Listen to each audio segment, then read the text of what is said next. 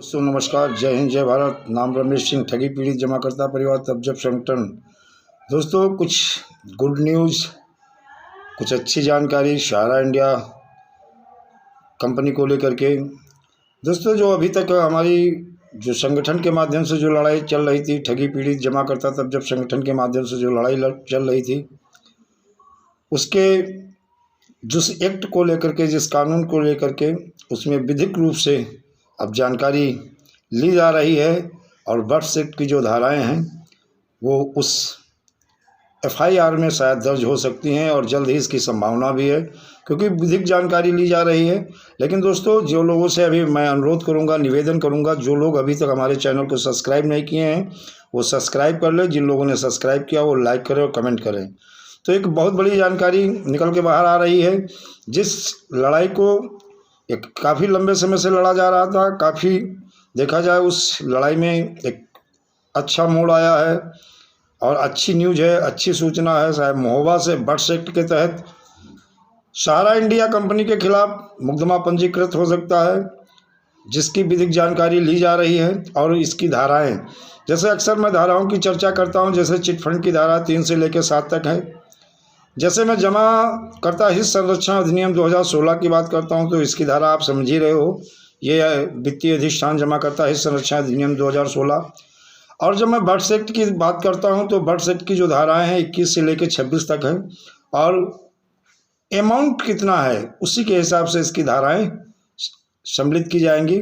और birth act में महोबा के जो प्रदीप जी हैं उनकी एफआईआर में जल्द ही उम्मीद है कि बर्थ एक्ट की धारा सम्मिलित हो सकती है, और जिसकी विधिक जानकारी ली जा रही है।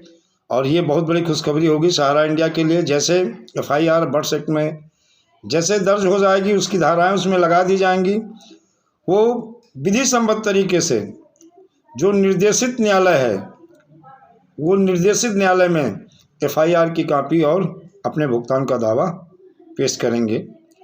ट्रायल पूरा होगा, और ट्रायल उसी पीरियड में कहते हैं ना, जो सक्षम अधिकारी हमारे कलेक्टर साहब हैं वो भी जानकारी ले रहे हैं। और जो अभी तक देखा जाए इस एक्ट को लेके बहुत सारी भ्रांतियां थी, धीरे धीरे उन भ्रांतियां दूर हो रही हैं। और जो डरने की चीज़ें थी कि एजेंट को, वो भी क्लियर होता जा रहा है। इसमें कोई भी जो ईमानदार एजेंट रहा, जिन्होंने लीगल तरीके से काम किया, जिन्होंने लोगों का पैसा लेकर के जमा करा के बांट दिए, उन्हें डरने की कोई ज़रूरत नहीं है। उन एजेंटों को डरने की ज़रूरत है जिन्होंने फ्रॉड किया है, लोगों का पैसा लिया, जमा नहीं किया है या फर्जी रसीदें दे दी हैं, उनको डरने की ज़रूरत है। बल्कि जिन्होंने विधि सम्मत तरीके से कंपनी का निवेशक से पैसा लेके जमा कराया, जमा कराने के बाद में अगर देखा जाए उन्होंने बांड रसीद दी है, तो किसी भी एजेंट साथी को डरने की ज़रूरत नहीं है। तो दोस्तों ये बहुत बड़ी खबर होगी कि जल्द ही सहारा इंडिया के खिलाफ बर्थ एक्ट के तहत पहला मुकदमा उत्तर प्रदेश में दर्ज होने वाला है, जिसकी संभावनाएं अधिक हैं।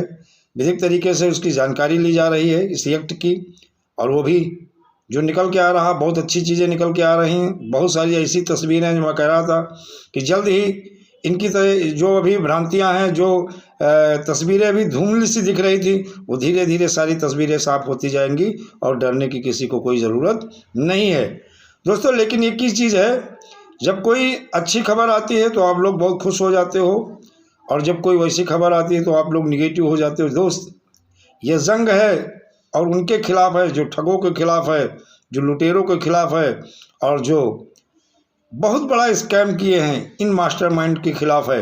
इस जंग में आप सबकी ज़रूरत है, और आप लोग एकजुट हो जाइए। और एकजुट हो, चाहे वो सहारा इंडिया हो, चाहे पल्स हो, चाहे कल्पतरु हो, चाहे समृद्ध जीवन हो, चाहे साईं प्रकाश प्रॉपर्टी डेवलपमेंट लिमिटेड हो, चाहे Shri Ram real estate and business solution limited हो, चाहे वो ठग क्रेडिट कोऑपरेटिव सोसाइटी हो, चाहे अनंत निधि क्रेडिट कोऑपरेटिव सोसाइटी हो, चाहे Chambal Malwa credit cooperative society हो, चाहे आदर्श क्रेडिट कोऑपरेटिव सोसाइटी हो। ये बहुत सारी चीज़ें है, जैसे कल्प वर्षा है, कल्पवट है, अलास्का ग्रुप ऑफ कंपनीज है, ये सारी बहुत सारी ऐसी ठग कंपनी हैं। और रोज वैली है, कैमुना है, TT multi credit cooperative society है, और आपका टोगो रिटेल मार्केटिंग है।